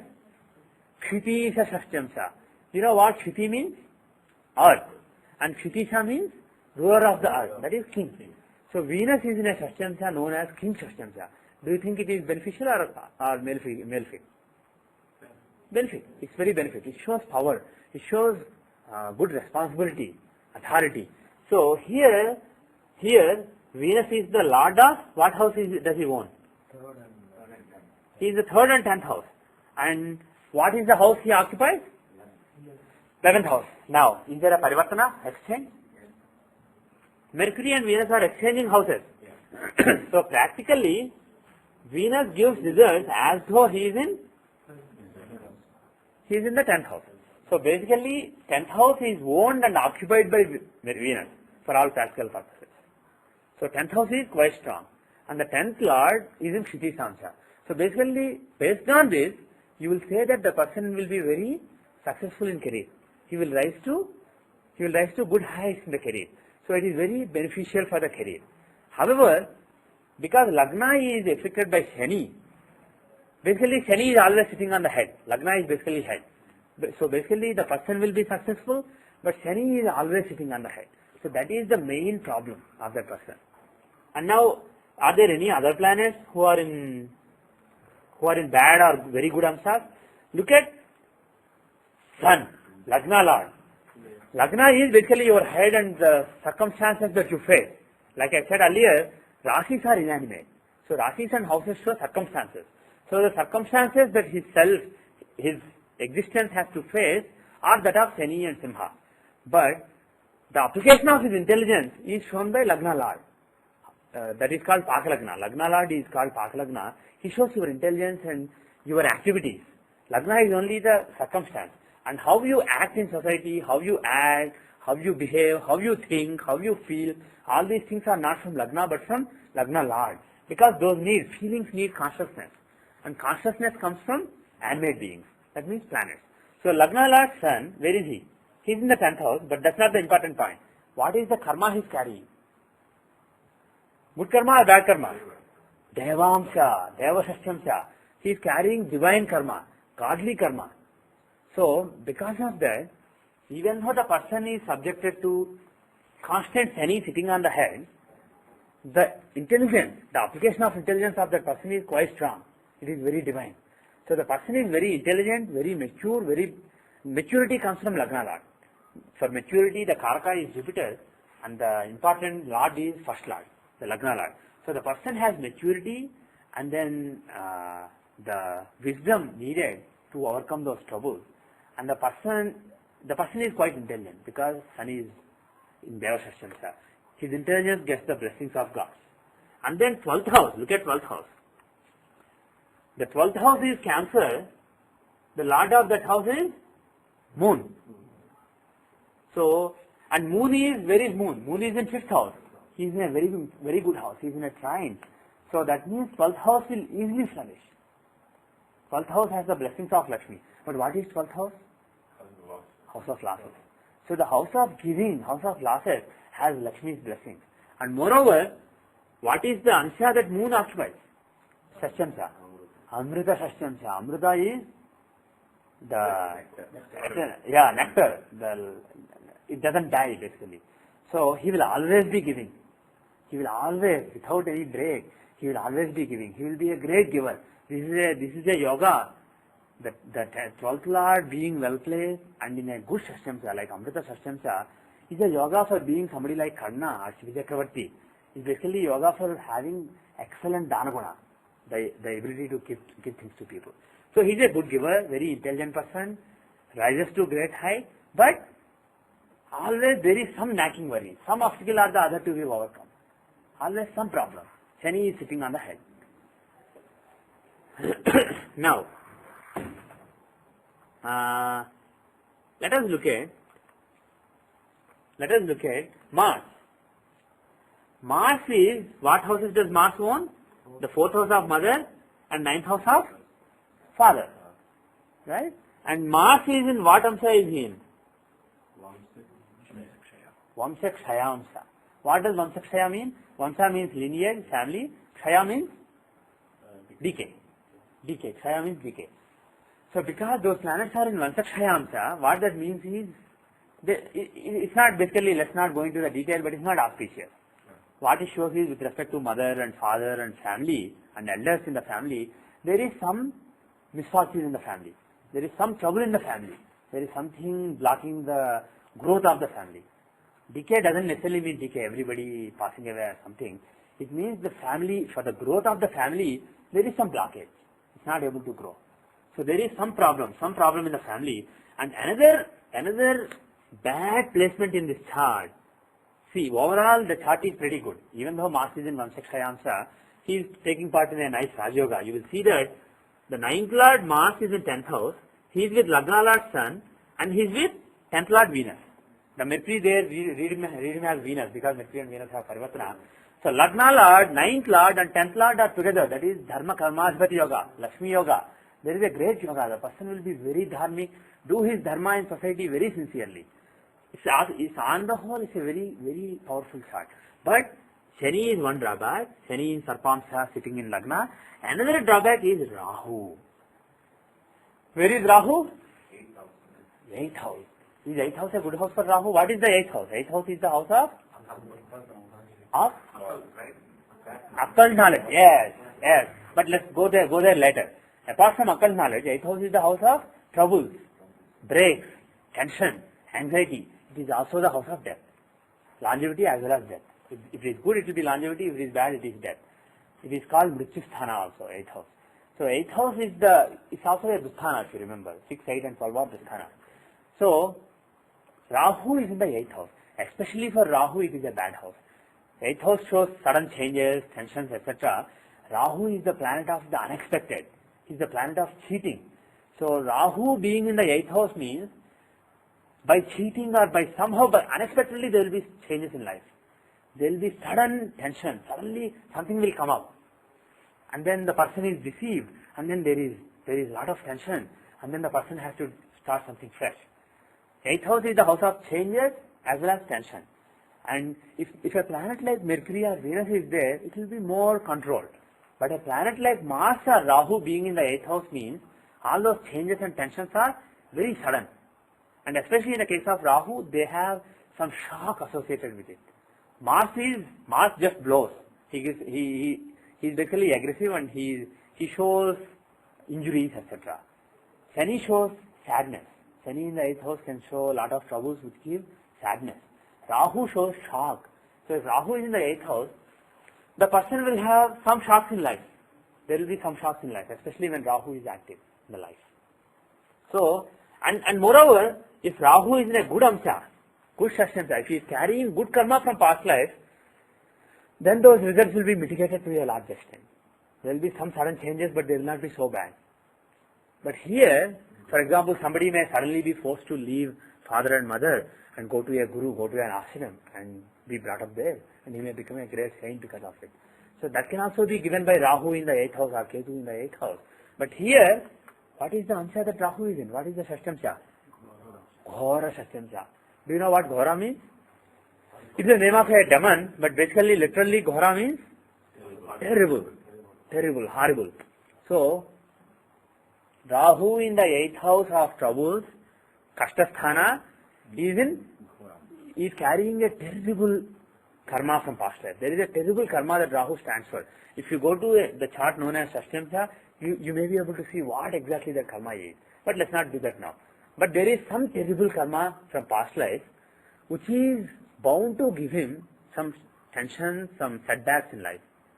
And there is some some evil that he did to other people, which is Shani in Sarpashashamsha, some sadness that he gave to other people, which is going to sit on his head as Shani and give constant obstacles in this life. But at the same time, he did some good karma in past life. Because of that, he will rise in career and be like a king.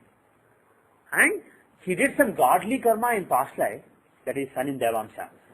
Because of that, he will have excellent wisdom, excellent maturity, and excellent intelligence. So this is basically how you can read the Rasi chart. Now let us see what is the area of life that you are most interested in. Career or money or Health also. health. Okay. He is interested in his current health. Overall, Rahu in the 8th house is not good for health. Overall, it doesn't show perfect health. But the good thing is, Lagna Lord Sun is strong. So there is fighting. Especially Sun is the only planet who is capable of fighting with Rahu. So, because Lagna Lord is Sun, health will not be terrible, but there will be constant health troubles which are overcome because of Sun's strength. And then let's look at the Dasas. Okay, let us look at Dasas. What is the Dasa that is running right now? Just give me a second.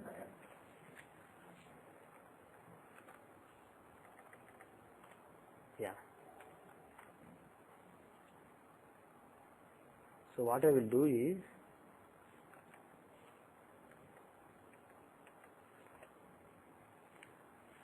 okay, I'm sorry about this, but Dasha, Vinshatri Dasha can be started from Moon as well as Lagna. Both are valid, and for some people Lagna is more appropriate, for some people Moon is more appropriate, and I did a little bit of calculation using the software help, and I found that Lagna is actually stronger in his case. So we have to see Vinshatri Dasha from Lagna in his case.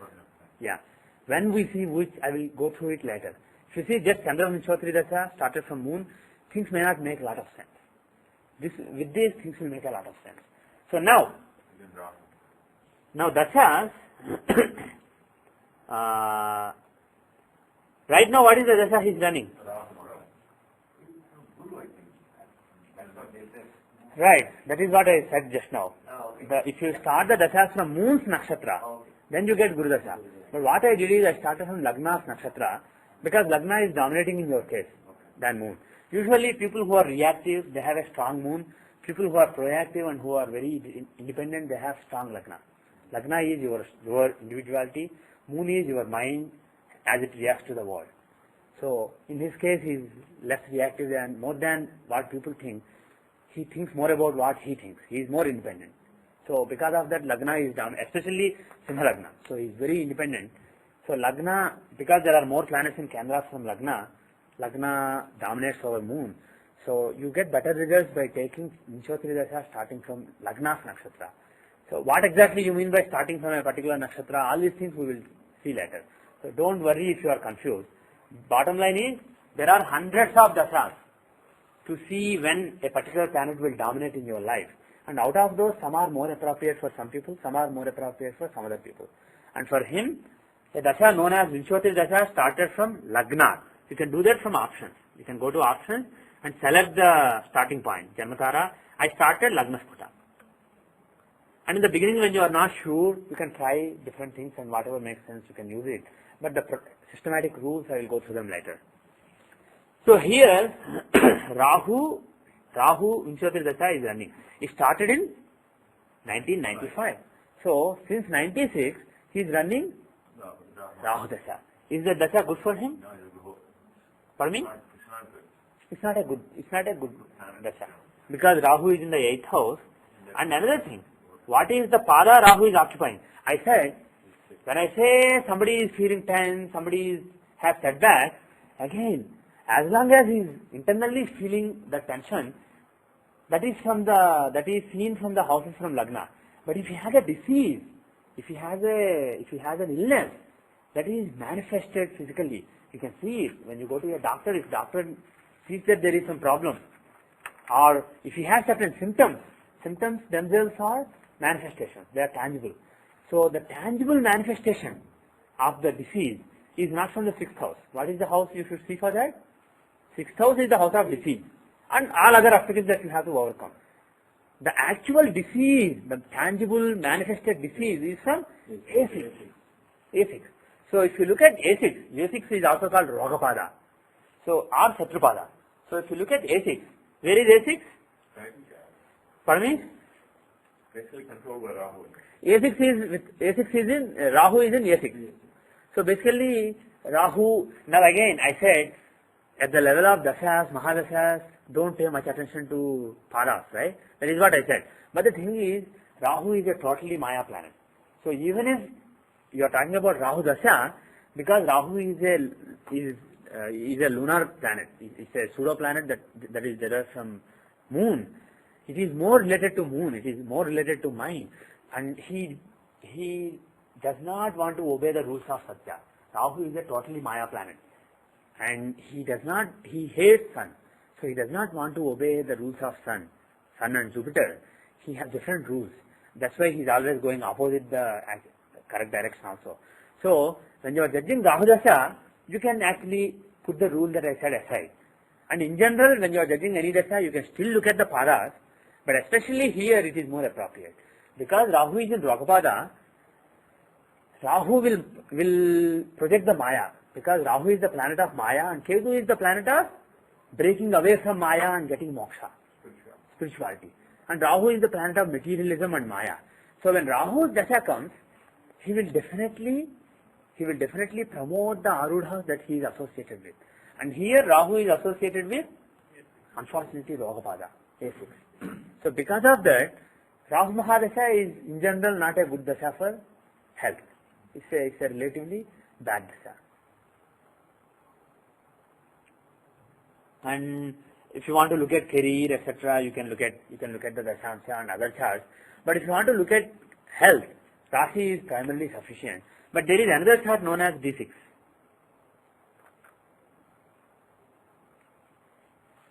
There is a chart that is known as D6. This is the chart that shows various obstacles that you get in life, including diseases, litigation, etc. So you can see in the Rasi chart, because any disease is a physical thing, and Rasi is the physical chart of physical existence. So Rasi is important, but to get further details on what kind of disease, etc., you can look at D6. And if you look at D6, where is Rahu?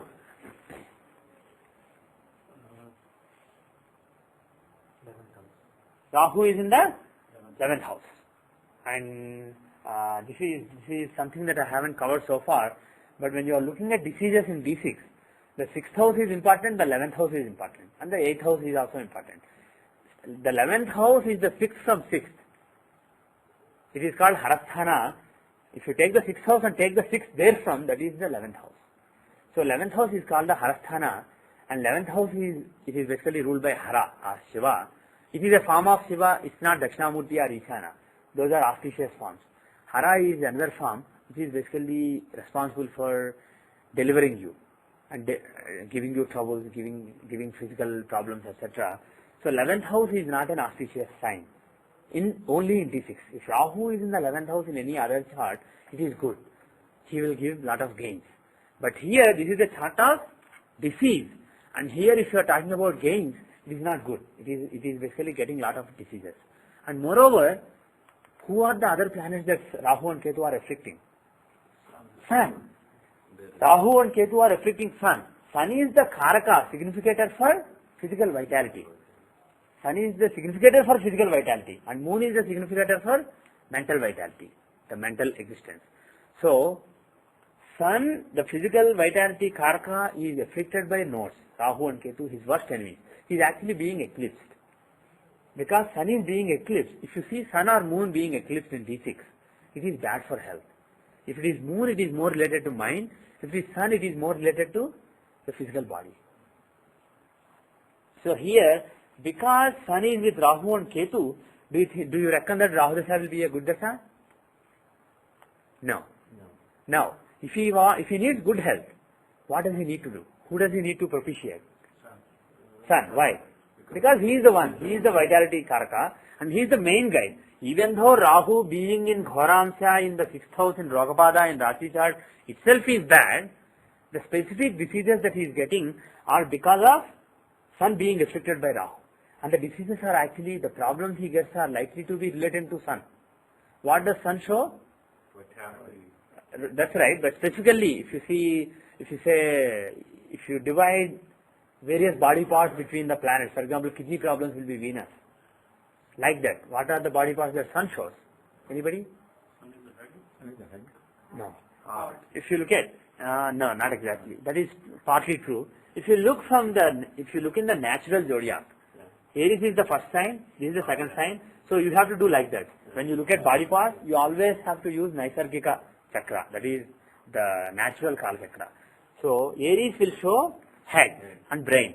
Taurus will show face. Gemini will show neck as well as the respiratory system. Gemini will show respiratory system including lungs. Right? And then Moon will show.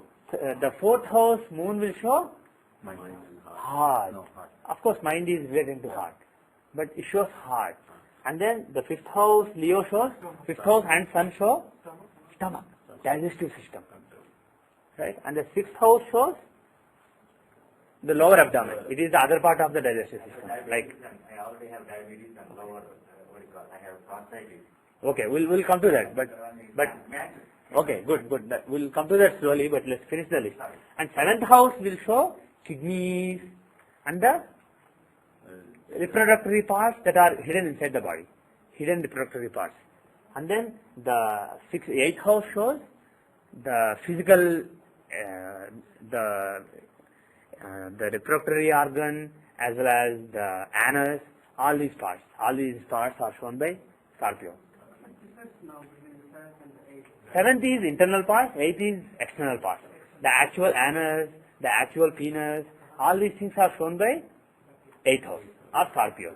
And then the internal parts like uterus, all these things are shown, kidneys, all these things are shown by kidney, seventh house or Libra or Venus. And let's leave the 9th, 10th, 11th and 12th. Let's go up to the 8th house. Let's stop there. We are less interested in the parts below, knees, feet, etc. Yeah, we are less interested in them. Thighs, knees, legs and then feet. So, this is the list. And so if Sun is afflicted by Rahu and Ketu, you can expect some problems relating to digestive system. The problems are mainly related to stomach, not brain tumor or something. If Mars is debilitated or the first house is debilitated, then you can expect those problems. Here, because it is Sun, the problems are more related to digestive system. And what is the cure, like I said earlier? Propitious Sun. Read Aditya Hridayam every day or at least Sunday. Then Sun will become stronger. He will be able to fight with Rahu and Ketu. Right now he is not able to fight. That is why there is disease. So if you strengthen Sun, then there will be some relief. And now, if you want to look at Antardasas, with this we will end.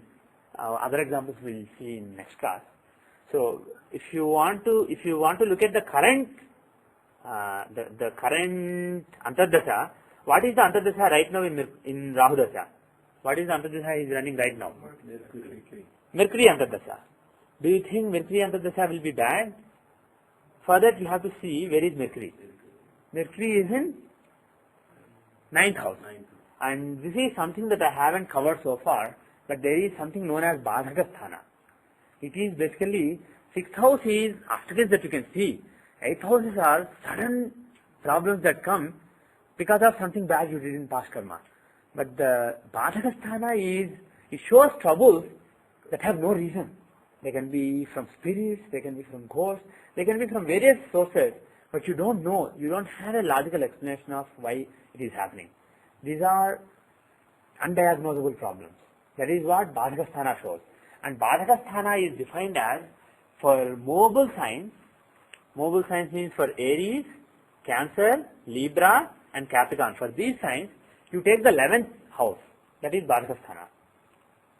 For Sthira Rasis or fixed signs, that is Taurus, Leo, Scorpio and Aquarius. For these 4 signs, the Badhakasthana is the 9th house from there. And then from jewel signs or Dusvaha Rasis, Gemini, Virgo, Sagittarius and Pisces, the 7th house is Badhakasthana. So, Here, where is Mercury? Mercury is in the 9th house of Badhakasthana. Because this is a fixed sign, Taurus, the Badhakasthana is the 9th house. So, Mercury shows some undiagnosable errors, problems. So, during, even Shani, if you look at Shani, Shani is the Lord of that house. Shani is the Lord of Badhakasthana. So, the previous Antardasha of Shani, as well as the current Antardasha of Mercury, these are showing Badhaka problems. These can be problems from some spirits also, some ghosts also that you can't see. These can be problems from some, especially Badhaka shows problems relating to some tantras that somebody may have done against you. Somebody may have done, I don't know the English name, black magic. Somebody may have done black magic or problems of that nature. And it may not even be right now in this life. Somebody may have done black magic against you in a past life. For some reason, you may not have experienced the results. They may have been postponed to the next life by some other tantra that you did. And you may be experiencing the results now. But bottom line is, Badhaka, if Badhaka is involved, the problems given in that period will be from unscientific sources. Sources that you can't explain scientifically. Sources that you can't even diagnose. Undiagnosable sources. And here, the exact period is 2001. Of course, the periods may be wrong. Like I said, 1 minute error can change it by 5 months. And in the case of Lagna, because Lagna moves faster than Moon. The Moon takes 1 whole month to go around the zodiac, but Lagna does it in 1 day. So Lagna changes 30 times faster. So Lagna Vimshotri Dasha dates change 30 times faster. So if there is 1 minute error, it can be wrong by like a year or even more. So let us not assume that it is perfect. It may not be 2001, it may be 2000 or it may be 2002. But basically, Shani Antardasha starting will be the start of the problems, and until the end of Mercury Antardasha, the problems can't be really diagnosed and cured. Cure cannot come when Badhaka is involved. So during this time, praying is the only way. So until the end of Mercury Antardasha, which is tentatively 2006, but could be different. You will know only when we rectify. So that period is bad. And do you think Ketu, suppose you want to make predictions, does anybody think Ketu Antardasha will be good? It will give relief? No. Because Ketu is joining Rahu and he is afflicting Sun. So unfortunately, you can only hope for some relief until Ketu Antardasha. If the person does not want honest feedback from you, if he just wants you to solace him, you can say, do this, everything will go away. But if you want to be realistic and honest with the person, what you can tell this person is, of course the person is right here, but what you can tell is, read Aditya Hridayam and pray to Sun, and that will, or even Surya Gayatri you can read. So pray to Surya, that will alleviate your troubles to some extent, but the troubles are not expected to be completely cured until the end of Ketu Antardasha. But what about Venus? Venus Antardasha, do you think that will solve the problems? Venus is second house, alright, but he owns the Lagna. He is the Lagna Lord. So Lagna Lord is always, he shows curing. So Lagna Lord, that too he has Argala on Lagna. And he has Argala on these bad planets also. He has an intervention there. So if Lagna Lord is having intervention on trouble causing planets, what will that intervention mean? Removing putting an end to it. So Venus Antardasha is extremely likely to put an end to the problems. The problems are likely to be cured in Venus Antardasha, 2007, 2008 time frame. But plus or minus 1 year, unfortunately, because this is Lagna Vimshotri Dasha and we haven't rectified. So this is how you can use the dashas and you can use the